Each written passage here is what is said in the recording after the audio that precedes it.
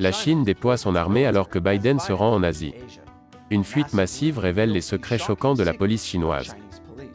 Et l'économie chinoise se fractionne. Tout cela et bien d'autres choses encore à la une de l'actualité chinoise de cette semaine.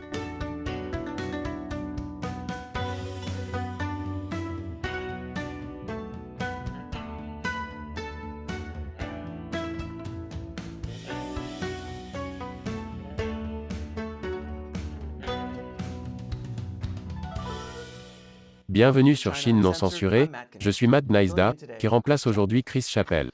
Cette semaine, le président Joe Biden est parti pour son premier voyage en Asie, faisant escale en Corée du Sud et au Japon. Biden a rencontré d'autres dirigeants du Quad, une alliance entre les États-Unis, l'Australie, le Japon et l'Inde visant à contrer la Chine. Au moment où Biden arrivait, la Chine a commencé des exercices militaires dans la mer de Chine méridionale. Et la Russie et la Chine ont mené leurs premières opérations militaires conjointes depuis l'invasion de l'Ukraine. L'objectif était d'intimider les États-Unis et leurs alliés. Mais ce n'est pas tout. Pendant ce temps, les forces aériennes chinoises et russes ont effectué des opérations aériennes au-dessus de la mer du Japon, de la mer de Chine orientale et du Pacifique occidental. Des bombardiers à capacité nucléaire et des avions de chasse des deux nations étaient présents. Les forces japonaises ont remué lorsque les forces russo-chinoises se sont approchées de l'espace aérien japonais. Mais ce n'est pas tout. Pendant ce temps, la Corée du Sud a également dû faire décoller ses avions à réaction, car au moins 4 avions de guerre chinois et 4 russes sont entrés dans sa zone d'identification de défense aérienne. Mais ce n'est pas tout. Alors que Biden quittait l'Asie, la Corée du Nord a diffusé cette vidéo d'un nouveau test de missile. Je ne veux pas tirer de conclusions hâtives, mais je commence à penser qu'il y a des puissances autoritaires dans le monde qui voudraient détruire la liberté et la démocratie.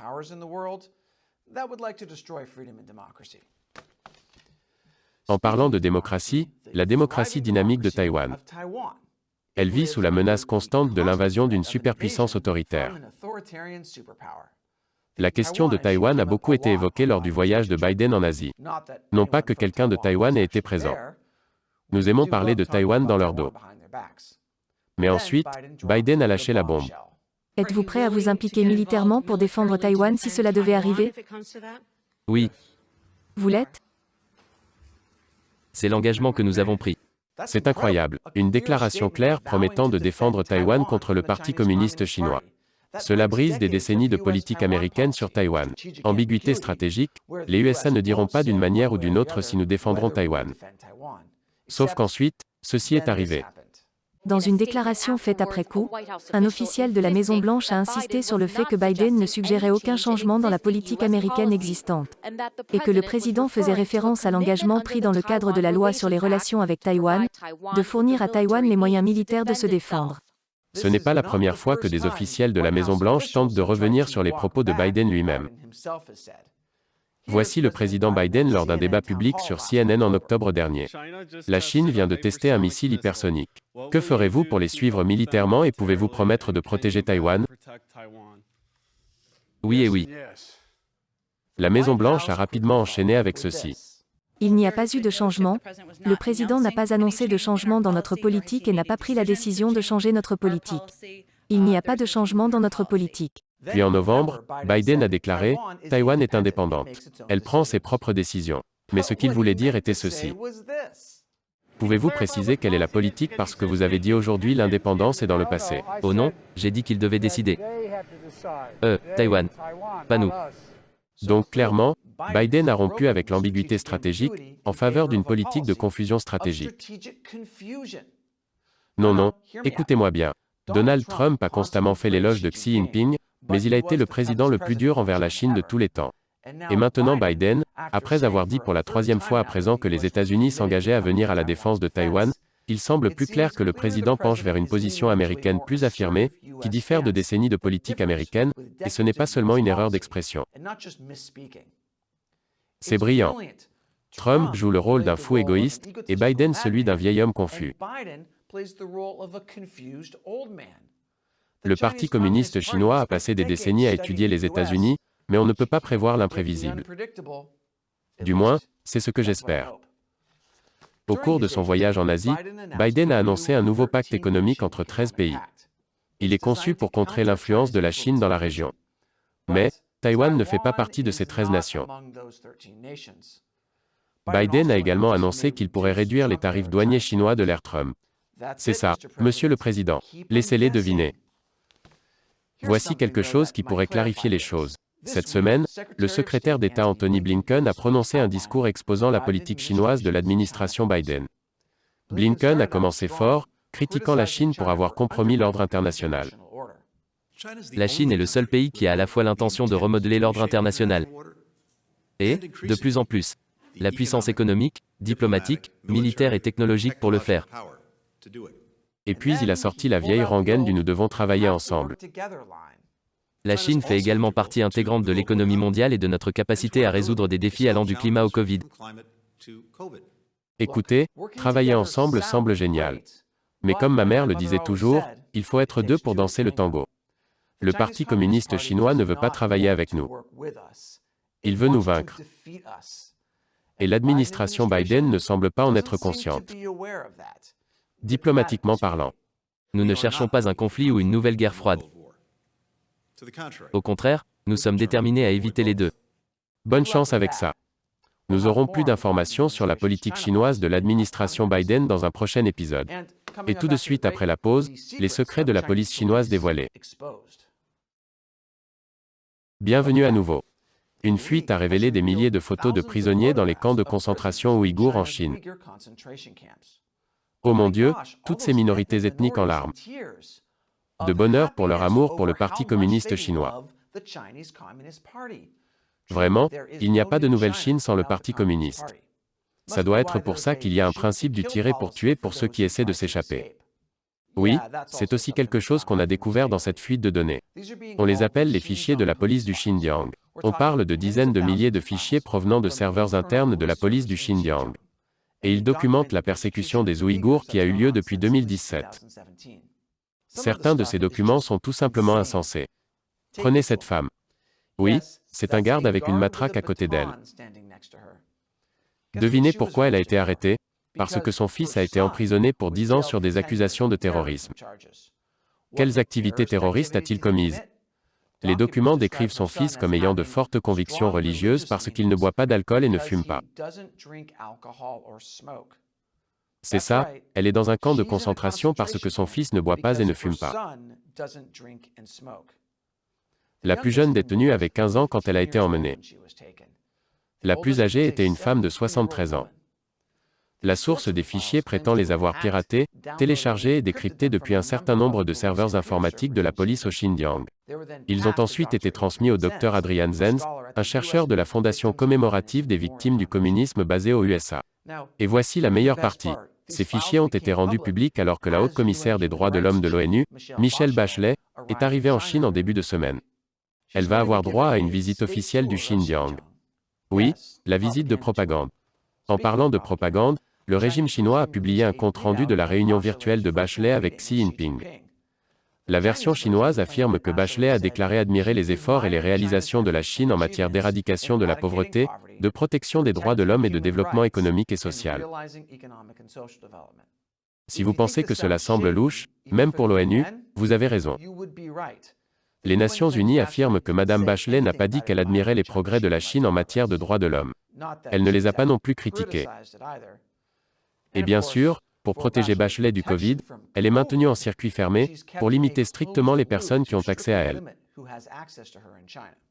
Lors de cet entretien vidéo, Xi Jinping lui a rappelé qu'il n'était pas nécessaire que des prédicateurs donnent des ordres à d'autres pays.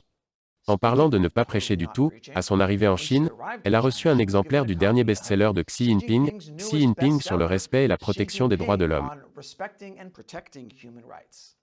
On pourrait essayer pendant des semaines et ne jamais écrire une blague aussi bonne. J'ai hâte de voir ce que sa tournée du Xinjiang va révéler. Et après la pause, 1 million de Chinois ne peuvent pas accéder à leur propre compte bancaire. Bon retour. Près d'1 million de Chinois n'ont pas pu accéder à leur compte bancaire depuis plus d'un mois. Cela s'est produit dans 4 banques rurales de la province du Henan. Et je sais que lorsque vous pensez aux banques rurales, vous ne pensez pas à 1 million de personnes. Mais c'est la Chine. Après quelques jours où les gens n'ont pas pu accéder à leur compte, les banques ont dit que c'était parce qu'elles mettaient à jour leur système. Puis la Banque centrale de Chine a dit que c'était à cause d'une enquête.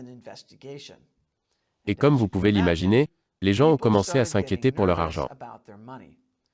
Des manifestations ont éclaté devant les bureaux de la Commission provinciale de réglementation des banques et des assurances. Les manifestants exigeaient le remboursement de leurs dépôts. Après des jours de protestations sans résultat, les manifestants ont décidé de marcher jusqu'au bureau du gouvernement provincial du Henan, où la police les attendait déjà. Mais les manifestants ont refusé de partir. Après une brève confrontation, la manifestation s'est terminée comme toutes les manifestations en Chine, des policiers en civil ont emmené des manifestants et les ont poussés dans des bus. Pendant ce temps, le Premier ministre chinois Li Keqiang prévient que l'économie chinoise est en fait pire maintenant qu'en 2020, au pic initial de la pandémie. Et rappelez-vous, c'est l'homme qui a dit que les chiffres du PIB de la Chine sont fabriqués par l'homme et peu fiables. Donc s'il dit que les choses vont mal, vous savez qu'elles sont encore pires. Il y a pourtant une solution évidente, adapter l'ensemble de l'économie chinoise à la pandémie, épis, stations de test, camps de quarantaine. Savez-vous la fortune que vous pouvez faire avec les bébés testés pour le Covid? Si ça ne marche pas, il y a toujours cette astuce infaillible pour faire face à la récession économique, augmenter l'éducation idéologique. Il s'agit d'un article de la revue du Nouveau Curriculum, un hebdomadaire qui propose des cours de chinois aux lycéens. Il contient une histoire censée dater de 1949, sur un mari exécutant sa femme pour le bien de la révolution communiste chinoise. Sous l'histoire, le rédacteur en chef de cette publication d'État a écrit « Quiconque lit cette histoire ne peut s'empêcher d'être ému par la noblesse de caractère et l'amour de la famille et du pays de ce révolutionnaire, qui a personnellement exécuté sa femme. » Apparemment, de nombreux internautes chinois ont été effrayés par cette histoire. Mais ce n'est pas nouveau. Le parti a toujours dit aux gens de faire passer le parti avant la vie humaine. Par exemple, voici une bannière officielle accrochée à l'extérieur d'un tribunal de la province du Henan. La première ligne dit « La nature du parti avant la nature humaine ». Donc je ne sais vraiment pas pourquoi les gens étaient bouleversés. Après tout, c'est du vrai communisme. Le Parti communiste chinois paye des étudiants pour espionner et dénoncer leurs camarades qui violent les restrictions du Covid. Voici The Paper, un journal du parti. Il parle d'une école offrant une récompense de $740 pour dénoncer les étudiants qui tentent de quitter l'école. Et si vous ne les dénoncez pas, vous serez mis en probation. Les vrais amis du communisme. Vous vous souvenez peut-être qu'en 2019, l'avant-avant Covid, une bande-annonce de Top Gun 2 est sortie. Et il est devenu assez évident que certains changements ont été faits pour la Chine. Les drapeaux du Japon et de Taïwan ont été remplacés par des symboles absurdes sur la veste de bombardier de Maverick. Je suis heureux de dire que pour la version finale, il semble que cette erreur ait été corrigée. C'est agréable d'annoncer de bonnes nouvelles pour une fois. Et maintenant, il est temps pour moi de répondre à une question d'un membre de l'armée des 50 cents de Chine non censurée, les fans qui soutiennent notre combat contre le communisme sur le site de financement participatif Patreon, ou notre communauté exclusive de médias sociaux sur Locals. Aujourd'hui, nous recevons la question de Silicon Valley Stoic. Les sous-marins chinois ne sont pas éprouvés, mais leur armée ne l'est pas plus. Si la Chine attaque Taïwan, elle sera comme la Russie, vaincue, embarrassée et ruinée. Eh bien, Silicon Valley Stoic, je suis sûr que la Chine prête attention à la façon dont la Russie s'est comportée en Ukraine. Sur le papier, la Russie a une armée largement supérieure, mais les Ukrainiens ont réussi à déjouer les tentatives de la Russie de remporter une victoire rapide et facile. Sur le papier, l'armée chinoise semble également supérieure à celle de Taïwan. Mais il y a en fait beaucoup de facteurs qui jouent contre elle. Comme vous l'avez mentionné, l'armée chinoise n'a pas été testée. Malheureusement, en ce qui concerne les batailles navales, la marine américaine n'a pas non plus été testée pour le type d'opération dont nous aurions besoin pour arrêter une invasion de Taïwan.